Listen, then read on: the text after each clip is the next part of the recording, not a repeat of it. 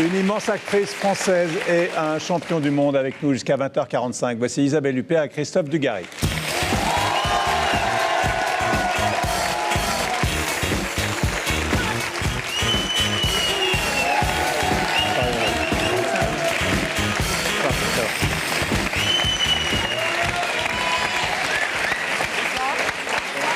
Merci Isabelle d'être là, présidente du prochain Festival de Cannes. On va y venir dans un instant. Vous avez au côté Christophe Dugarry, vous connaissez, parce que je crois que dans votre univers proche, le foot est une passion presque aussi forte que le cinéma.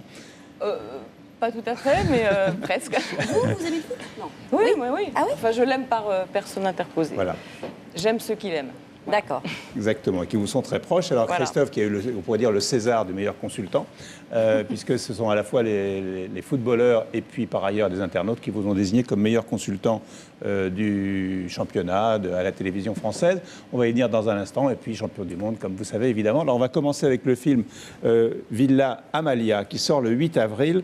Vous êtes Anne, qui est une musicienne qui partage la vie de Thomas. Une nuit, vous le voyez embrasser une autre femme, et ça déclenche une rupture sur toutes les lignes.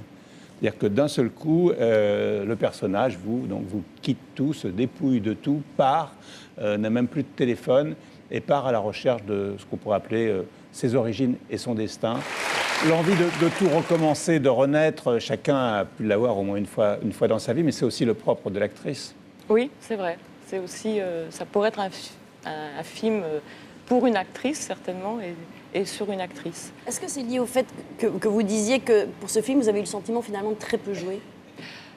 Oui, mais ça, c'est peut-être à cause ou grâce plutôt à Benoît Jacquot. C'est le 5e film que Benoît Jacquot nous faisons ensemble. Et c'est vrai qu'avec lui, j'ai l'impression que les choses se déroulent comme ça, très, très naturellement. Mais c'est effectivement un genre de film où il y a du suspense, mais c'est aussi un film en suspension. On pourrait penser que c'est même un rêve. Et c'est plus une traversée d'états successifs qu'à proprement parler des péripéties et des actions. Ce sont les états qui sont les actions véritables. Est-ce que vous avez eu du mal à vous défaire? Parce que souvent les comédiennes disent c'est extrêmement difficile de se séparer de son personnage, de faire le deuil de votre personnage. Il vous accompagne encore pendant quelques temps. Est-ce que vous avez eu du mal à faire le deuil de celui-ci? Moi, j'ai jamais aucun mal j'ai pas de mal à rentrer dans un film, dans un rôle, donc j'ai aucun mal à en sortir. Quand vous travaillez sur un tournage, vous vous isolez beaucoup. Je crois que c'est Benoît Jacquot qui dit, même s'il y a une grande complicité entre vous, vous n'aimez pas qu'on vous voit vous préparer. Oui, mais la préparation, de toute façon, elle est très invisible. Hein. Elle est indétectable à l'œil nu. Mais en revanche, oui, on a envie de créer un espace autour de soi pour créer un fil qui vous relie directement à ce qu'on est en train de faire. Il y a une des scènes du film qui est extrêmement forte, c'est celle où vous vous coupez les cheveux. Il y a Bertrand Tavernier qui dit que... C'est authentique. C'est authentique. C'est comme si on attaquait une banque. Oui. Exactement. C'est comme ça que vous l'avez vécu, vous aussi? Oui, se couper les cheveux, c'est pas innocent. En même temps, une fois que c'est fait. D'abord, ça repousse. C'est pas irrémédiable.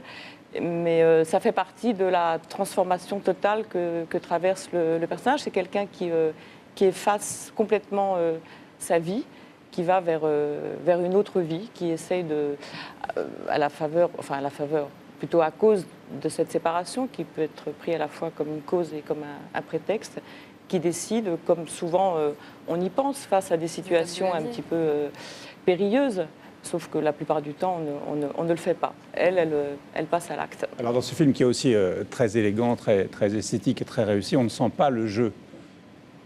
J'espère. En principe, on ne devrait jamais le sentir. Ouais. Mais c'est vrai que là, on le...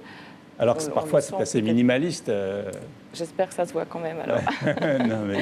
J'espère qu'on ne sent pas le jeu, et en même temps, le fait qu'on ne le sente pas, j'espère qu'on... On vous accompagne. Oui, on est à l'intérieur, vraiment, on est au plus près d'une personne, et on la suit dans ses moindres mouvements, dans les moindres soubresauts de son âme et de son parcours. C'est pour ça que vous ne vouliez pas avoir de doublure. J'ai lu que Benoît Jacquot vous avait proposé pour les scènes où vous nagez, parce que vous nagez beaucoup dans le film. Oui, mais je nage très bien, donc j'ai pas besoin de... Il mettait ça en doute. Vous nagez bien et vous pianotez bien aussi.